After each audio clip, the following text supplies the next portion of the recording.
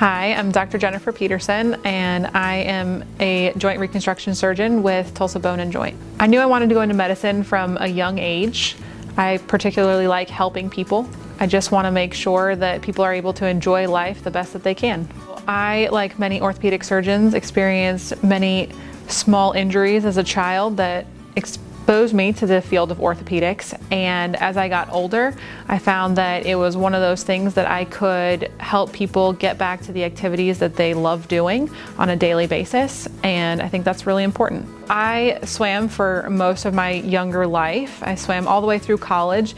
It was a huge part of my life, and I was lucky to not experience any necessarily sports-related injuries, but I, like other kids, got injured as I was growing up. When I met orthopedic surgeons, they were really instrumental to me to getting me back in the pool. And as I was going through and exploring fields of medicine, I found that orthopedics was one of those areas where people want to get back to the activities that they love doing. And it's not just about whether you're healthy enough to do it, but are you able to enjoy it? And orthopedics allows you to do that. I treat hip and knee arthritis with hip and knee replacements.